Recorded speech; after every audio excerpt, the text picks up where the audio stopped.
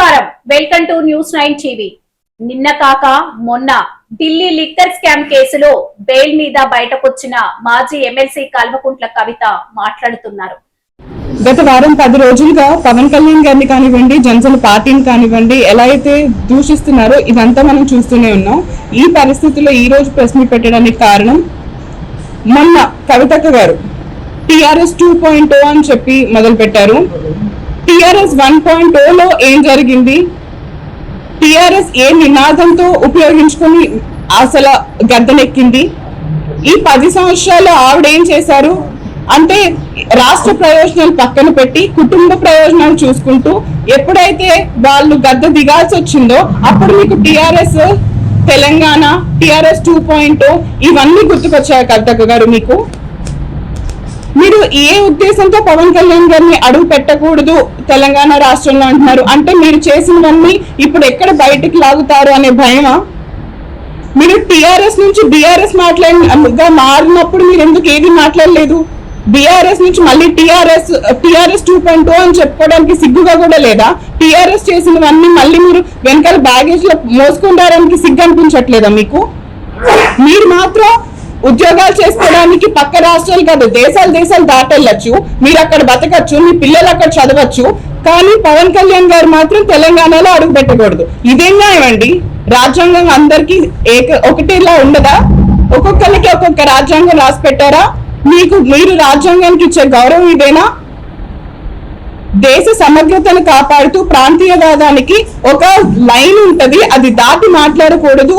ప్రాంతీయవాదాన్ని, జాతీయ సమగ్రత డిస్టర్బ్ చేయకూడదు అనే మాట పవన్ కళ్యాణ్ గారు మాట్లాడితే ఆయనకి ఆంధ్రవాదిగా ముద్ర వేసేస్తారు.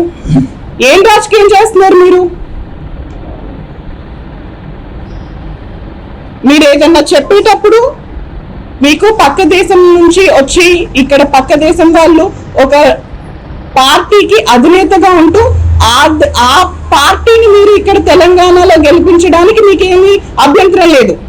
కానీ తెలంగాణ గడ్డ మీద పెట్టిన జనసేన పార్టీ ఇక్కడ ఎంతో కొంత ముందుకెళ్తోంది అని ఎక్కడ చిన్న అనుమానం వచ్చినా కూడా మీరు భరించలేరు. అయితే మీరు ఉండాలి లేదా వాళ్ళు ఉండాలి, ఏదైనా మేమే ఉండాలి, కొత్త వాళ్ళు రాకూడదు అనే పోకడ మాకు బాగా కనిపిస్తుంది. దీన్ని ఎలా అయినా మేము అడ్డుకుంటాము. జనసేన రాకూడదు, పవన్ కళ్యాణ్ రాకూడదు అని చెప్పి మాట్లాడుతున్నారు. అదే దేశంలోకి దొంగతనంగా చాలా మంది వస్తున్నారు. దీన్ని ఖండించండి, దీనికోసం న్యాయ పోరాటం చేయండి. మేమందరం కూడా మీకే మద్దతు పలుకుతాం. అలాగే ఎవరైతే ఎన్ని కుటుంబాలు అయితే రాష్ట్రం కోసం బలిదానం చేశాయో వాళ్ళ కుటుంబాల గురించి పోరాడండి. మీ ప్రభుత్వంలో గత 10 సంవత్సరాల్లో ఎంతమంది కుటుంబాలను ఆదుకున్నారు, ఎంతమంది కుటుంబాల దగ్గరికి మీరు వెళ్ళారు, ఎంతమంది కుటుంబాలలో మీరు నిధులు ఇచ్చారు, నియామకాలు ఇచ్చారు? మీ 5గురు అంటే మీ కుటుంబ సభ్యుల్లో మీరు పంచుకున్నారే కానీ వచ్చిన ఉద్యోగ అవకాశాలు మిగతా బయట యువత ఏం చేస్తున్నారు?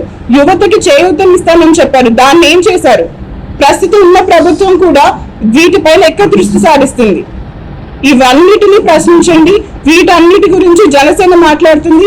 రేపటి రోజు జనసేన తెలంగాణలో నిన్నటి నుంచి తన పాగా వేయడం మొదలు పెట్టింది. రానున్న రోజుల్లో ఇంకా బలపడి ప్రజల గొంతుకై నిలిచి ఏదైతే రాష్ట్ర విభజన సమయంలో ఏ కోరికల కోసం అయితే అది అంతమంది బలిదానం చేశారో వాటన్నిటికీ న్యాయం జరిగేలాగా జనసేన నిలబడుతుంది. పవన్ కళ్యాణ్ గారు నిలబడతారు. జై జనసేన, జై తెలంగాణ, జై హింద్. మళ్ళీ మేమే వస్తాం, ఇది టిఆర్ఎస్ 2.0 అంటుంది. నేను సూటిగా అడుగుతున్నా, టిఆర్ఎస్ 2.0 అని చెప్పడానికి మీకు సిగ్గు లేదా కవితక్క? మొదటి వర్షన్ టిఆర్ఎస్ 1.0లో మీరు తెలంగాణని దోచుకుంది చాలదా? బంగారు తెలంగాణ అని చెప్పి మీ కుటుంబానికి లిక్కర్ బంగారు గనులు తవ్వుకుంది చాలదా? ఇప్పుడు మళ్ళీ 2.0 అంటారా? అంటే గతంలో మిగిలిపోయిన ప్రాజెక్టులు, భూములను కూడా పూర్తిగా తుడిచేయడానిక ఈ సెకండ్ వెర్షన్? పవన్ కళ్యాణ్ అంటే ఎందుకంత భయం? ఇంకా రెండో ముక్క, మన డిప్యూటీ సీఎం జనసేనాని పవన్ కళ్యాణ్ తెలంగాణలో అడుగు పెట్టకూడదట. ఎందుకు అడుగు పెట్టకూడదు కవితక్క? తెలంగాణ ఏమన్నా మీ జాగిరా లేక మీ ఫామ్ హౌసా? మీరు ఏ ఉద్దేశంతో పవన్ కళ్యాణ్ ని తెలంగాణలో అడుగు పెట్టొద్దు అని అడుగుతున్నారు? నిజాలు బయటపడతాయనే భయమా? మీ అవినీతి సామ్రాజ్యం కూలిపోతుందనే వనక? అవును, మీ గుండెల్లో రైళ్లు పరిగెడుతున్నాయి. ఎందుకంటే పవన్ కళ్యాణ్ అడుగు పెడితే మీరు 10 ఏళ్లుగా చేసిన ఇసుక దందాలు, భూ కబ్జాలు, కాళేశ్వరం ప్రాజెక్టు డిజైనింగ్ పేరుతో నొక్కిన వేల కోట్లు అన్ని ఎక్కడ బయటకు లాగుతారో అనే భయం మీ కళ్ళలో స్పష్టంగా కనిపిస్తుంది. పవన్ కళ్యాణ్ ఒక తుఫాను ఆపడం మీ తరం కాదు. గుర్తు పెట్టుకోండి కవిత. పవన్ కళ్యాణ్ కేవలం ఆంధ్రప్రదేశ్ కే పరిమితం కాదు. ఆయన 2 తెలుగు రాష్ట్రాల ప్రజల గుండెల్లో ఉన్న నాయకుడు. తెలంగాణ ఉద్యమంలో నిజాయితీగా పోరాడిన అమరవీరుల ఆశయాల మీ పాలనలో ఎలా అంగడి సరుకయ్యామో ప్రశ్నించడానికి ఆయన వస్తారు. మీరు జైలుకు వెళ్తే ఒక న్యాయం, పవన్ కళ్యాణ్ ప్రజాసేవ చేస్తుంటే ఒక న్యాయమా? తెలంగాణ గడ్డ మీద ఎవరికి హక్కు ఉందో ఎవరికి లేదో డిసైడ్ చేసేయడానికి మీరెవరు? ఇప్పటికైనా కళ్ళు తెరవండి. తెలంగాణ ప్రజలు ఇప్పటికే మిమ్మల్ని ఇంటికి పంపించారు. మళ్ళీ 2.0 అంటూ పగటి కలలు కనడం ఆపేసి పవన్ కళ్యాణ్ ని విమర్శించే ముందు మీ గతాన్ని ఒక్కసారి నెమరు వేసుకోండి.